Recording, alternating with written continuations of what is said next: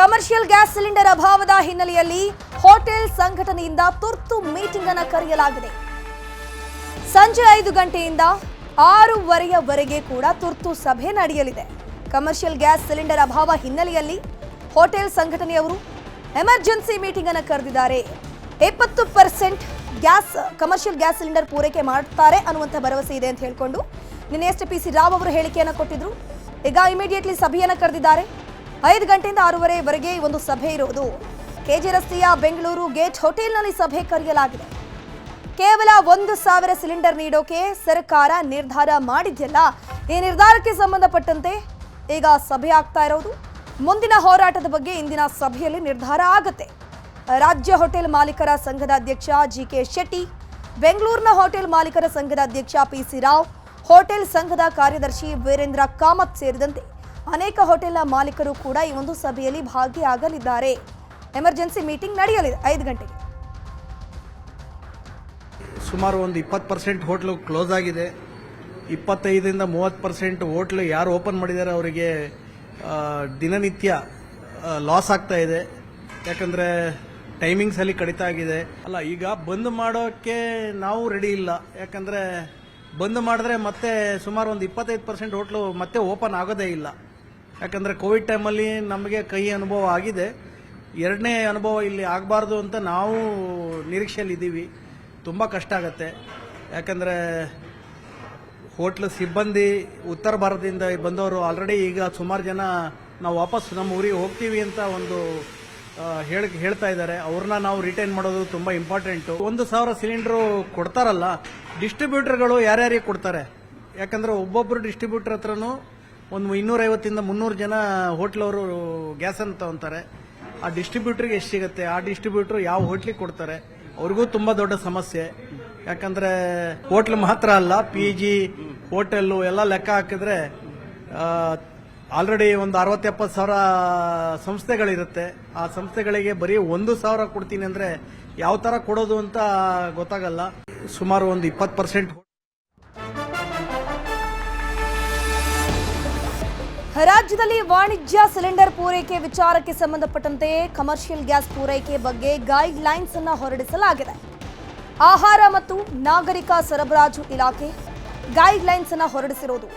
ಶಿಕ್ಷಣ ಸಂಸ್ಥೆಗಳು, ಹಾಸ್ಟೆಲ್ಗಳು, ಆಸ್ಪತ್ರೆಗಳಿಗೆ ನಿತ್ಯ 4,200 ಸಿಲಿಂಡರ್ ಪೂರೈಕೆ ಆಗಬೇಕು.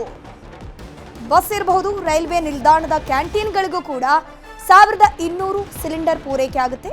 ಹೋಟೆಲ್, ಢಾಬಾ, ರೆಸ್ಟೋರೆಂಟ್ಗಳಿಗೆ 1,000 ಸಿಲಿಂಡರ್ ಪೂರೈಕೆ ಮಾಡುವುದಕ್ಕೆ ಸರ್ಕಾರ ನಿರ್ಧರಿಸಿದೆ.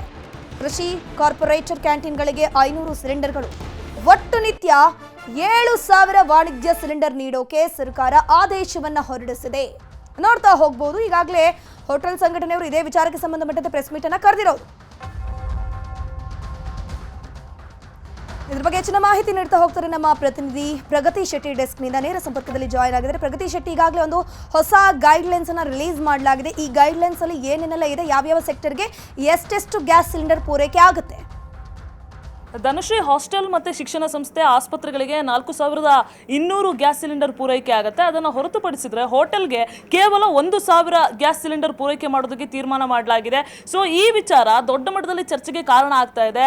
ಬಸ್ ಸ್ಟ್ಯಾಂಡ್ಗಳಲ್ಲಾಗಲಿ ಅಥವಾ ರೈಲ್ವೆ ನಿಲ್ದಾಣ, ಇಂದಿರಾ ಕ್ಯಾಂಟೀನ್ ಇವೆಲ್ಲದಕ್ಕೂ ಕೂಡ ಸಪರೇಟ್ ಆಗಿ ಈಗ ಗ್ಯಾಸ್ ಸಿಲಿಂಡರ್ ಪೂರೈಕೆ ಮಾಡೋದಕ್ಕೆ ತೀರ್ಮಾನ ಮಾಡಿರೋದು. ಇದೇ ವಿಚಾರಕ್ಕೆ ಸಂಬಂಧಪಟ್ಟ ಹಾಗೆ ಇವತ್ತು ಸಂಜೆ 5 ಗಂಟೆಯ ಸುಮಾರಿಗೆ ಮೈಸೂರು ಬ್ಯಾಂಕ್ ಸರ್ಕಲ್ ಹತ್ರ ಇರುವಂತಹ ಒಂದು ಹೋಟೆಲ್ ಅಸೋಸಿಯೇಷನ್ ಸಂಘಟನೆಯಲ್ಲಿ ಸಭೆ ಆಗುತ್ತೆ. ಈ ಸಭೆಯಲ್ಲಿ ಎಲ್ಲ ಸದಸ್ಯರು ಕೂಡ ಭಾಗಿಯಾಗ್ತಾರೆ. ಮುಂದೆ ಅವ್ರಿಗೆ ಏನೇನ್ ಮಾಡಬಹುದು, ಏನೇನ್ ಮಾಡೋದಕ್ಕೆ ಸಾಧ್ಯತೆ ಇದೆ, ಈ ಎಲ್ಲ ವಿಚಾರಕ್ಕೆ ಸಂಬಂಧಪಟ್ಟ ಹಾಗೆ ಸಭೆಯಲ್ಲಿ ತೀರ್ಮಾನ ಮಾಡಲಾಗುತ್ತೆ. ಈಗಾಗಲೇ ಗೊತ್ತಿರುವಂತಹ ಇನ್ಫಾರ್ಮೇಶನ್ ಪ್ರಕಾರ ಈ ಒಂದು ಹೋಟೆಲ್ ಸಂಘಟನೆಯಲ್ಲಿ ಹೋಟೆಲ್ ಅನ್ನ ಬಂದ್ ಮಾಡೋ ವಿಚಾರಕ್ಕೆ ಸಂಬಂಧಪಟ್ಟ ಹಾಗೆ ಒಮ್ಮತ ಇಲ್ಲ. ಅಂದ್ರೆ ಕೆಲವೊಂದಿಷ್ಟು ಜನ ಹೇಳ್ತಾ ಇದ್ರಂತೆ ಹೋಟೆಲ್ ಅನ್ನ ಬಂದ್ ಮಾಡೋಣ, ಈ ರೀತಿಯಾದಂತಹ ಪರಿಸ್ಥಿತಿ ಇದ್ರೆ ಹೋಟೆಲ್ ಅನ್ನ ರನ್ ಮಾಡೋದಕ್ಕೆ ಸಾಧ್ಯನೇ ಇಲ್ಲ ಅಂತ. ಬಟ್ ಬೆಂಗಳೂರಿನಲ್ಲಿ ಸುಮಾರು 45,000 ಹೋಟೆಲ್ಗಳಿವೆ. ರಾಜ್ಯದಲ್ಲಿ ಸುಮಾರು 1.5 ಲಕ್ಷಕ್ಕೂ ಅಧಿಕ ಹೋಟೆಲ್ಗಳಿವೆ. ಈ ಎಲ್ಲ ಹೋಟೆಲ್ ಅನ್ನ ಬಂದ್ ಮಾಡಿದ್ರೆ ಮತ್ತೆ ವಾಪಸ್ ಹೋಟೆಲ್ಗೆ ಕಾರ್ಮಿಕರನ್ನ ಹುಡ್ಕೊಂಡು ಹೋಗೋದು ಕಷ್ಟ. ಜೊತೆಗೆ ಒಂದು ದಿನ ಹೋಟೆಲ್ ಅನ್ನ ಬಂದ್ ಮಾಡಿದ್ರೆ ಅಲ್ಲಿ ಇಲಿ ಹೆಗ್ಗಣಗಳ ಓಡಾಟ ಶುರುವಾಗುತ್ತೆ. ಮನುಷ್ಯರು ಓಡಾಟ ಇದ್ರೆ ಅವು ಯಾವ ಕೂಡ ಓಡಾಟವನ್ನ ನಡೆಸಲ್ಲ. ಇದೇ ರೀತಿಯಾದಂತಹ ಸಾಲು ಸಾಲು ಸಮಸ್ಯೆಗಳಿವೆ. ಈಗಾಗಲೇ ಪರ್ಯಾಯ ವ್ಯವಸ್ಥೆಯ ಮೊರೆಯನ್ನು ಕೂಡ ಹೋಗಿದ್ದಾರೆ. ಇಂಡಕ್ಷನ್ ಆಗಲಿ ಅಥವಾ ಕೆಲವೊಂದು ಕಡೆಯಲ್ಲಿ ವಿದ್ಯುತ್ ಬಾಯ್ಲರ್ ಆಗಲಿ ಎಲ್ಲ ಮೊರೆ ಹೋದ್ರೂ ಕೂಡ ಅಲ್ಲಿ ಕೆಲಸ ಮಾಡ್ತಾ ಇದ್ದಂತಹ ಸಿಬ್ಬಂದಿ ಈ ಪರ್ಯಾಯ ವ್ಯವಸ್ಥೆಗೆ ಒಪ್ಕೊಂಡಿಲ್ಲ. ಅಂದ್ರೆ ಅದಕ್ಕೆ ಅದರದೇ ಆದಂತಹ ಒಂದಷ್ಟು ಪಾತ್ರೆಗಳು ಬೇಕು. ಇಂಡಕ್ಷನ್ಗಾದ್ರೆ ಅದರದೇ ಪಾತ್ರೆಗಳು ಬೇಕು.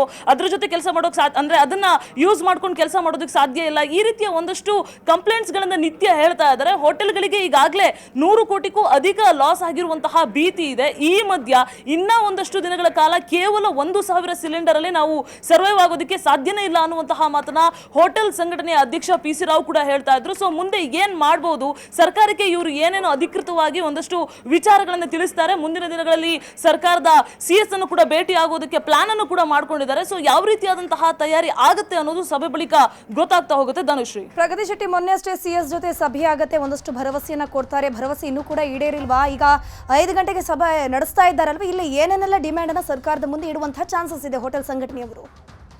ಹೋಟೆಲ್ ಸಂಘಟನೆಯವ್ರ ಡಿಮ್ಯಾಂಡ್ ಇಷ್ಟೇ. ಅವ್ರಿಗೆ ಬೇಕಾದಂತಹ 100% ಕಮರ್ಷಿಯಲ್ ಗ್ಯಾಸ್ ಸಿಲಿಂಡರ್ ಅನ್ನ ಪೂರೈಕೆ ಮಾಡೋದಕ್ಕೆ ಸಾಧ್ಯ ಆಗಿಲ್ಲ ಅಂದ್ರು 20% ಆದ್ರೂ ನಮಗೆ ಪೂರೈಕೆ ಮಾಡಿ ಅನ್ನುವಂತಹ ಅವರು ಡಿಮ್ಯಾಂಡ್ ಅನ್ನ ಇಟ್ಟಿದ್ರು. ಕೇಂದ್ರದಿಂದ ಒಂದು ಗೈಡ್ಲೈನ್ಸ್ ಬಂದಂತಹ ಬೆನ್ನಲ್ಲೇ ಎಲ್ಲ ರಾಜ್ಯಗಳಲ್ಲೂ ಕೂಡ 20% ಏನೋ ಪೂರೈಕೆ ಆಗ್ತಾ ಇರುವಂತಹ ಹೊತ್ತಲ್ಲೇ, ಅಂದ್ರೆ ದೆಹಲಿಯಲ್ಲಿ ನೀವು ಗಮನಿಸಿದ್ರೆ, ರಾಜಸ್ಥಾನದಲ್ಲಿ ಇಲ್ಲೆಲ್ಲ ಕೂಡ ಆಹಾರ ನಾಗರಿಕ ಸರಬರಾಜು ಇಲಾಖೆಯಿಂದ 20% ಕಮರ್ಷಿಯಲ್ ಸಿಲಿಂಡರ್ ಪೂರೈಕೆ ಆಗ್ತಾ ಇದೆ. ಸೊ ನಮ್ಮ ರಾಜ್ಯದಲ್ಲೂ ಕೂಡ ಅದೇ ರೀತಿಯಾಗಿ ಪೂರೈಕೆ ಆಗುತ್ತೆ ಅನ್ನುವಂತಹ ನಂಬಿಕೆಯಲ್ಲಿ ಹೋಟೆಲ್ ಸಂಘಟನೆ ಇತ್ತು. ನ್ಯೂಸ್ 18 ಜೊತೆಗೆ ಮಾತನಾಡುವಂತಹ ಸಂದರ್ಭದಲ್ಲೂ ಕೂಡ ಅವರು ಇವತ್ತಿನಿಂದ ಅಂದ್ರೆ ಸೋಮವಾರದಿಂದ ನಮಗೆ 20% ಕಮರ್ಷಿಯಲ್ ಗ್ಯಾಸ್ ಸಿಲಿಂಡರ್ ಪೂರೈಕೆ ಆಗುತ್ತೆ ಅನ್ನುವಂತಹ ಒಂದು ಭರವಸೆಯನ್ನು ವ್ಯಕ್ತಪಡಿಸಿದ್ರು. ಆದ್ರೆ ಬೆಂಗಳೂರಿನ ಅನೇಕ ಕಡೆಯಲ್ಲಿ ನ್ಯೂಸ್ 18 ಕೂಡ ರಿಯಾಲಿಟಿ ಚೆಕ್ ಮಾಡಿತ್ತು. ಈ ಸಂದರ್ಭದಲ್ಲಿ ಅನೇಕ ಹೋಟೆಲ್ಗಳು ಬಾಗಿಲು ಮುಚ್ಚಿದ್ದು, ಬೀದಿ ಬದಿ ಹೋಟೆಲ್ಗಳ ಅವರ ವ್ಯಾಪಾರಸ್ಥರ ಸಮಸ್ಯೆ ಅಂತೂ ಹೇಳೋದಕ್ಕೆ ಸಾಧ್ಯನೇ ಇಲ್ಲ. ಅವರೆಲ್ಲರೂ ಕೂಡ ಬಾಗಿಲು ಮುಚ್ಚಿ ಊರ್ ಕಡೆಗೆ ಹೋಗಿರುವಂತಹ ಚಿತ್ರಣ ಕೂಡ ಕಂಡು ಬರ್ತಾ ಇತ್ತು. ಸೊ ಈ ಎಲ್ಲ ಸಿಚುವೇಶನ್ ಅಲ್ಲಿ 20% ಕಮರ್ಷಿಯಲ್ ಗ್ಯಾಸ್ ಸಿಲಿಂಡರ್ ಕೊಟ್ಟಿಲ್ಲ ಅಂದ್ರು, ಆದ್ರೆ ಅರ್ಧ ಆದ್ರೂ ನಮಗೆ ಕೊಡಬೇಕು ಅನ್ನುವಂಥದ್ದು ಇವರು ಮನವಿ. ನಾನು ಆಗ್ಲೇ ಹೇಳಿದಾಗೆ ಬೆಂಗಳೂರಿನಲ್ಲಿ ಸುಮಾರು 45,000ಕ್ಕೂ ಅಧಿಕ ಹೋಟೆಲ್ಗಳಿವೆ. ಒಂದೇ 1,000 ಕಮರ್ಷಿಯಲ್ ಸಿಲಿಂಡರ್ ಕೊಟ್ರೆ ಅದು ಎಲ್ಲಿಗೆ ಸಾಕಾಗುತ್ತೆ, ಯಾರಿಗೆ ಸಾಕಾಗುತ್ತೆ ಅನ್ನುವಂತಹ ಪ್ರಶ್ನೆಯನ್ನ ಇಟ್ಟಿದ್ದಾರೆ. ಮುಂದೆ ಏನ್ ಮಾಡಬಹುದು ಅನ್ನೋ ವಿಚಾರಕ್ಕೆ ಸಂಬಂಧಪಟ್ಟ ಹಾಗೇನೆ ಸಭೆ ಮಾಡ್ತಾರೆ. ಈ ಸಭೆಯಲ್ಲಿ ಹೋಟೆಲ್ ಸಂಘಟನೆಯ ಹಳೆ ಅಧ್ಯಕ್ಷರು, ಹಾಲಿ ಅಧ್ಯಕ್ಷರು, ರಾಜ್ಯದ ಹೋಟೆಲ್ ಸಂಘಟನೆ ಅಧ್ಯಕ್ಷರು ಇವರೆಲ್ಲರೂ ಕೂಡ ಭಾಗಿಯಾಗ್ತಾರೆ. ಕಾರ್ಯಸಾಧ್ಯತೆಯ ವಿಚಾರಕ್ಕೆ ಸಂಬಂಧಪಟ್ಟ ಹಾಗೆ ಸಭೆಯಲ್ಲಿ ಒಂದು ನಿರ್ಧಾರ ಬರ್ತಾರೆ. ಅದಾದ್ಮೇಲೆ ಒಂದು ವರದಿಯನ್ನು ಕೂಡ ಸಿದ್ಧಪಡಿಸ್ತಾರೆ. ಧನುಶ್ರೀ, ಥ್ಯಾಂಕ್ ಯು ಪ್ರಗತಿ ಶೆಟ್ಟಿ ತಮ್ಮೆಲ್ಲ ಮಾಹಿತಿಗಾಗಿ. ರಾಜ್ಯದಲ್ಲಿ ಹೋಟೆಲ್ ಉದ್ಯಮಕ್ಕೆ ಮರ್ಮಾಘಾತ. ಗ್ಯಾಸ್ ಅಭಾವ ಮುಂದುವರೆದ್ರೆ 100 ಕೋಟಿ ರೂಪಾಯಿ ನಷ್ಟದ ಭೀತಿ ಎದುರಾಗಿದೆ. ಹೋಟೆಲ್ ಉದ್ಯಮಕ್ಕೆ ಮರ್ಮಾಘಾತ ಅಂತ ಹೇಳಬಹುದು. ಈಗಾಗಲೇ ಹೊಸ ಗೈಡ್ಲೈನ್ಸ್ ನಲ್ಲಿ 1000 ಸಿಲಿಂಡರ್ ಅನ್ನ ಮಾತ್ರ ನೀಡ್ತೀವಿ ಅಂತ ಹೇಳಿದ್ದಾರೆ. ಇನ್ ಕೇಸ್ ಎಲ್ಲ ಹೋಟೆಲ್ಗಳು ಕ್ಲೋಸ್ ಆದ್ರೆ, ಇದೇ ರೀತಿ ಗ್ಯಾಸ್ ಅಭಾವ ಮುಂದುವರೆದ್ರೆ 100 ಕೋಟಿ ನಷ್ಟದ ಭೀತಿ ಎದುರಾಗಲಿದೆ. ರಾಜ್ಯದ ಹೋಟೆಲ್ಗಳಿಗೆ ನಿತ್ಯ 36,000 ಸಿಲಿಂಡರ್ನ ಅಗತ್ಯ ಇರೋದು. ಆದ್ರೆ ನಿತ್ಯ ಕೇವಲ 1,000 ಸಿಲಿಂಡರ್ ಮಾತ್ರ ಪೂರೈಕೆ ಆದ್ರೆ ಏನ್ ಮಾಡೋದು ಮುಂದೆ? 100 ಕೋಟಿ ನಷ್ಟ ಅಂತೂ ಪಕ್ಕ. ಬೆಂಗಳೂರಿನಲ್ಲಿವೆ ಸುಮಾರು 45,000 ಹೋಟೆಲ್ಗಳು. 36,000 ಸಿಲಿಂಡರ್ ಏನಿದೆ ಓವರ್ ಆಲ್ ಕರ್ನಾಟಕಕ್ಕೆ ಒಂದು ದಿನಕ್ಕೆ ಬೇಕು. ಆದ್ರೆ ಇಲ್ಲಿ ನಿತ್ಯ ಕೇವಲ 1,000 ಸಿಲಿಂಡರ್ ಪೂರೈಕೆ ಮಾತ್ರ ಮಾಡಲಾಗುತ್ತೆ ಅಂತ ಗೈಡ್ ಲೈನ್ಸ್ ಅಲ್ಲಿ ತಿಳಿಸಲಾಗಿದೆ. ಬೆಂಗಳೂರಿನಲ್ಲಿ ಬರೋಬ್ಬರಿ 45,000 ಹೋಟೆಲ್ಗಳಿರೋದು. ಸೊ ಈ 1,000 ಸಿಲಿಂಡರ್ ಎಲ್ಲಿಗೆ ಸಾಕಾಗತ್ತೆ ಅನ್ನುವಂಥದ್ದು ಹೋಟೆಲ್ನ ಮಾಲೀಕರ ಪ್ರಶ್ನೆ. ಹೋಟೆಲ್ ಸಂಘದವರು ಕೂಡ ಇದೇ ವಿಚಾರಕ್ಕೆ ಸಂಬಂಧಪಟ್ಟಂತೆ ಸಭೆಯನ್ನು ಕೂಡ ಕರೆದಿರೋದು. ಅದರಲ್ಲೂ ಕೆಲವರು ಏನಪ್ಪಾ ಅಂದ್ರೆ ದೊಡ್ಡ ದೊಡ್ಡ ಹೋಟೆಲ್ ಅವರು ಈ 1000 ಸಿಲಿಂಡರ್ ಅಲ್ಲೂ ಕೂಡ ಎಷ್ಟು ಬೇಕಷ್ಟು ಪಡ್ಕೊಳ್ತಾರೆ. ಬಟ್ ಬೀದಿ ಬದಿ ವ್ಯಾಪಾರಿಗಳು, ಸಣ್ಣ ಪುಟ್ಟ ವ್ಯಾಪಾರಿಗಳ ಕತೆ ಏನು? ದಿನನಿತ್ಯ ಏನು ದುಡಿತಾರೆ, ಅದರಿಂದನೇ ಅವರ ಜೀವನ ನಡಿಬೇಕು. ಮರುದಿನಕ್ಕೆ ಗ್ರೋಸರೀಸ್ ಇರಬಹುದು, ದಿನಸಿಗಳನ್ನು ಖರೀದಿ ಮಾಡಬೇಕು ಅಂತಂದ್ರೂ ಕೂಡ ಈ ದುಡ್ಡಲ್ಲೇ ಅವರು ಡಿಪೆಂಡ್ ಆಗಿರ್ತಾರೆ. ಕಡಿತ ನಷ್ಟದ ಸಂಪೂರ್ಣ ಮಾಹಿತಿ ಇನ್ನು ಬರಬೇಕಷ್ಟೇ. ಬಹಳಷ್ಟು ಮೀಟಿಂಗ್ಗಳು, ಬ್ಯಾಂಕ್ವೆಟ್ ಹಾಲ್ ಫಂಕ್ಷನ್ಗಳು ಕ್ಯಾನ್ಸಲ್ ಆಗಿದೆ ಹಾಗೂ ಅವರಿಗೂ ಸರಿಯಾಗಿ ಉಣಬಡಿಸಲಿಕ್ಕೆ ಆಗ್ತಾ ಇಲ್ಲ.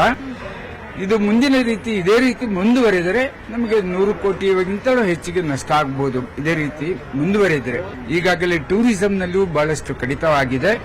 ಬಹಳಷ್ಟು ಫಾರಿನ್ ಟೂರಿಸ್ಟ್ನವರು ಬರ್ತಾ ಇಲ್ಲ.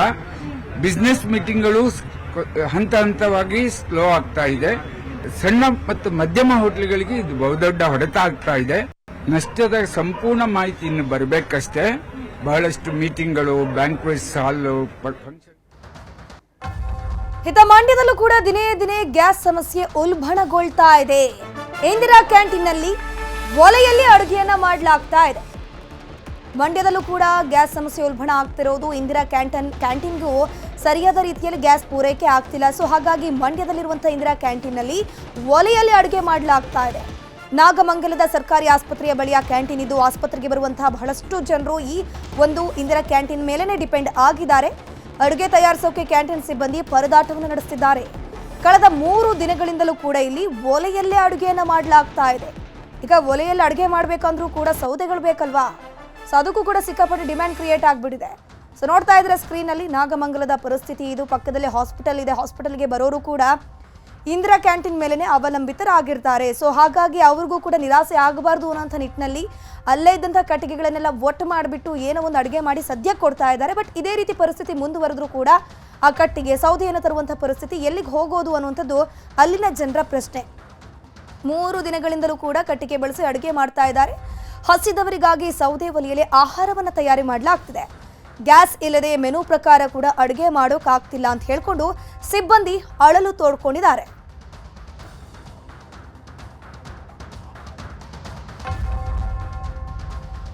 ಒಂದ್ ಕಡೆ ರಾಷ್ಟ್ರ ಮಟ್ಟದಲ್ಲಿ ರಾಜ್ಯ ಮಟ್ಟದಲ್ಲಿ ಗ್ಯಾಸ್ ಸಮಸ್ಯೆ ಇದ್ರೆ ಇದ್ರ ಮಧ್ಯೆ ಉರುಳಿ ಬಿದ್ದಿದೆ ಗ್ಯಾಸ್ ಟ್ಯಾಂಕರ್. ಉಡುಪಿಯ ಕಟಪಾಡಿಯಲ್ಲಿ ಗ್ಯಾಸ್ ಟ್ಯಾಂಕರ್ ಪಲ್ಟಿಯಾಗಿದೆ. ರಾಜ್ಯದಲ್ಲಿ ಗ್ಯಾಸ್ಗೆ ಹಾಹಾಕಾರ ಎದುರಾಗಿರುವಂತಹ ಸಂದರ್ಭದಲ್ಲಿ ಉಡುಪಿಯ ಕಟಪಾಡಿಯಲ್ಲಿ ಗ್ಯಾಸ್ ಟ್ಯಾಂಕರೇ ಪಲ್ಟಿಯಾಗಿ ಹೋಗ್ಬಿಟ್ಟಿದೆ. ಟ್ಯಾಂಕರ್ನಲ್ಲಿದ್ದಂತಹ ಗ್ಯಾಸ್ ಸೋರಿಕೆ ಆಗ್ತಿದ್ಯಾ ಅಂತ ಹೇಳ್ಕೊಂಡು ಪರಿಶೀಲನೆ ಮಾಡಲಾಗ್ತಾ ಇದೆ. ಟ್ಯಾಂಕರ್ ಮೇಲೆ ನೀರನ್ನು ಹಾಯಿಸ್ತಾ ಇದ್ದಾರೆ. ಅಗ್ನಿಶಾಮಕ ಸಿಬ್ಬಂದಿ ಯಾವುದೇ ರೀತಿಯ ಅನಾಹುತಗಳಾಗಬಾರ್ದು, ಇನ್ ಕೇಸ್ ಗ್ಯಾಸ್ ಏನಾದರೂ ಲೀಕ್ ಆದರೆ ಅಲ್ಲಿನ ಪರಿಸ್ಥಿತಿ ವಿಕೋಪಕ್ಕೆ ಹೋಗುವಂತ ಚಾನ್ಸಸ್ ಇರುತ್ತೆ. ರಾಷ್ಟ್ರೀಯ ಹೆದ್ದಾರಿ 66ರ ಸಂಚಾರ ಕೂಡ ಅಸ್ತವ್ಯಸ್ತ ಆಗಿರೋದು ಉಡುಪಿಯ ಕಟಪಾಡಿಯಲ್ಲಾಗಿರುವಂತಹ ಘಟನೆ ಇದು.